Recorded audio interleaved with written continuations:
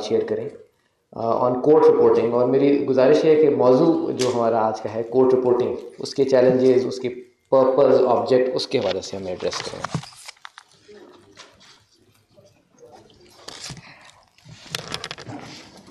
अस्सलाम वालेकुम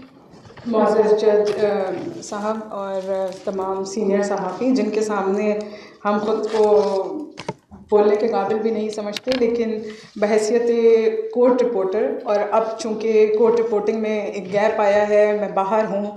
और कोर्ट रिपोर्टिंग से बाहर जब कोर्ट रिपोर्टर्स के काम को देखती हूँ तो मेरे व्यूज़, मेरे ख़यालात अब ज़रा मुख्तलिफ़ हैं। अब जो मैं आपके सामने अपना ख्याल रखूँगी वो एक आउटसाइडर का होगा,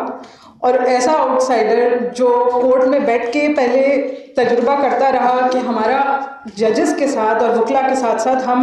सहाफ़ियों का फोकस क्या था और क्या होना चाहिए था। बार बार अदालत को हम सियासी मुकदमात में आईना दिखाते हैं और उसमें हम ये आईना दिखाना भूल जाते हैं, ये रुख दिखाना भूल जाते हैं शायद, कि लिटिगेंट्स में वो औरत भी बैठी है जिसके गोद में बच्चा है और वो हवालगी का केस है बच्ची की। लिटिगेंट्स में वो कैदी भी हैं जिनकी सज़ा भी ख़त्म हो चुकी और वो सज़ा भी सुनने के इंतज़ार में बैठे हैं क्योंकि उनके मामला अदालत के सामने आए ही नहीं हैं। खुद आप और हम सब इतना ज़्यादा सियासत पे फोकस कर चुके हैं कि ये अदालतें जिनका मकसद अवाम को भी इंसाफ फराहम करना था, इसमें यकीनन जजेस तो नहीं खुद कहते होंगे कि सियासतदान अपनी डर्टी लॉन्ड्री हमारे सामने लेके आए, जजेस की तो ये ख्वाहिश नहीं है यकीनन, लेकिन ये जो हमारे ही नुमाइंदे हैं, क्या उनकी ये जिम्मेदारी नहीं थी कि वो छोटी छोटी बातें जिनकी वजह से इन्होंने वज़ीर-ए-आज़म को बाहर किया, वो चीज़ें जिनकी राय का पहाड़ बनाया और अदालतों के वक्त को ज़ाया किया, और आप और हम सब के पैसों से, टैक्स मनी से जिन जजेस को सैलरी मिल रही थी कि वो आवाम को इंसाफ दें, वो कहाँ है? इस पूरी इक्वेशन में मतीउल्लाह जान साहब ने बात की, हसनात ने बात की, ये हम सब की मजबूरी है क्योंकि अदालत में बात ही सियासी होती है, केस ही सियासी आते हैं। अगर आप अदालती टाइम देखें तो उसमें मुझे बताएं कि कितने ऐसे केसेस आपने कवर किए हैं जिसमें पाकिस्तान की माहौलियात का कोई केस आया हो, जिसमें पाकिस्तान में ख्वाजा सराओं के हुकूक का कोई केस आया हो और हमने कवर किया हो, क्योंकि हमारी मजबूरी ये है कि सारा वक्त तो हम सियासी मुकदमात कवर करने में लग जाते हैं, और यही बिल्कुल मैं समझती हूँ कि यही वो मजबूरी है जो जजेस के सामने भी है। अब हालत यह है कि हरकत तो तेज तर है और सफ़र इतना आहिस्ता है कि शामों में भी अदालतें लग रही हैं, जजेस बैठ रहे हैं, लेकिन जिसकी बारी आनी चाहिए वो तो खाली हाथ जा रहा है। सफ़र इतना आहिस्ता है कि मुकदमात ज़ेर इल्तिवा मुकदमात की तादाद अब लाखों में है, हज़ारों में भी नहीं, लाखों में है। और जब हम लाखों के मुकदमात ज़ेर इल्तिवा देखते हैं और फिर एक जज साहब को देखते हैं कि वो तवील तर रिमार्क्स दिए जा रहे हैं, तो फिर एक कोर्ट रिपोर्टर की हैसियत से मेरा ख्याल है आप और हम सब की ये जिम्मेदारी है कि उनको बताएं कि भाई आपका टाइम कीमती है और मेरे और हम सब के पैसों से आपकी तनख्वाह दी गई है और आपको इसलिए बिठाया गया है कि आप खामोशी से सुन के एक ही बार में बोलें और वो बोलना आपका फैसला हो। हम क्यों नहीं याद दिला रहे,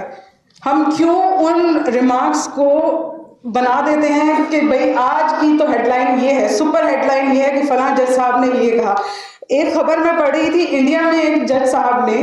इलाहाबाद में, उन्होंने जब रवानी में आते हैं तो जज भी इंसान है, सामने सामईन बैठे हैं और रवानी में वो बोल गए कि भाई जो गाय है वो ऑक्सीजन एक्सेल करती है, इतने फवायद हैं गाय के। अब वो बेचारे बोल तो दिए और चीफ जज थे वो इलाहाबाद के, यहाँ तक कि उनको अपने रिपोर्टेड जजमेंट में साइंटिफिक प्रूफ्स देने पड़ गए। जाहिर है फिर उन्होंने टाइम लगाया होगा ना ढूंढने में कि गाय ऑक्सीजन एक्सेल करती है।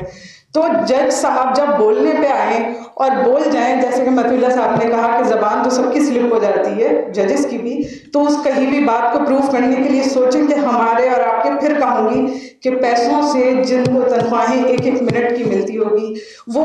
ऐसी ऐसी चीज़ों पे टाइम ज़ाया करते हैं। ये इंडिया का हाल बताया भी मैंने आपको गाय का। अब ऐसी ही गाय हमारे यहाँ भी है, और मुक़द्दस गाय के हवाले से कितनी ही बातें होती होंगी, कितनी ही बातें कही जाती होंगी, और फिर उनको जस्टिफाई करने के लिए जजमेंट्स में कितने ही पैरे लिखे जाते होंगे, रिसर्चर्स के टाइम ज़ाया होते होंगे। लेकिन हम एज ए कोर्ट रिपोर्टर, अब मैं एक आउटसाइडर का बता रही हूँ कि जब आप कोर्ट में बैठते हैं तो देखें कि कोर्ट में पहली 2 ड्रॉ के पीछे कौन बैठा है जो अपनी बारी का इंतजार कर रहा है। इसी सुप्रीम कोर्ट की राहदारियों में मैंने एक माँ को ढूंढते हुए देखा है जगह कि मुझे बच्चे को दूध पिलाना है, और जब मैंने उससे पूछा कि तुम्हारा केस क्या है, बच्चे की हवालगी का केस था, और वो बच्चा बड़ा हो चुका था जो दूसरा था। उस औरत ने 6 से 7 घंटे इंतजार किया और उसकी बारी नहीं आई थी उस दिन। तो सुप्रीम कोर्ट, जिसका मकसद इंसाफ था, बार बार आईना दिखाने की ज़रूरत ये भी है कि सियासी मुकदमात या सियासी अखाड़ा, बेशक जजेस की चॉइस नहीं है कि वो बनाया जाए, लेकिन जजेस को ये याद दहानी ज़रूर कराई जाए कि इन मुकदमात में जितना कीमती वक्त आप अवाम का लगा रहे हैं, इन्हीं कोर्ट रूम्स में पीछे की सीटों पे जो आवाम बैठी होती है उसकी तो कोई से है ना उसकी। जैसे कि बीबीसी की कहानी में इतना वाज़ेह तौर पर लिखा है कि उस शख्स की 2 दिन की दिहाड़ी है सुप्रीम कोर्ट सिर्फ आना और आके जजेस का दीदार करके खाली हाथ चले जाना। तो खुदारा जब आप रिपोर्टिंग करें, जजेस को तो हम ऑर्डर नहीं दे सकते, लेकिन अपने दोस्तों को मशवरा ज़रूर दे सकते हैं कि जब आप रिपोर्टिंग करें तो ये भी बताया करें कि आगे ये खेल चल रहा था और पीछे कई साइलिन खाली हाथ वापस गए हैं आज, ये ज़रूर बताया करें। Thank you.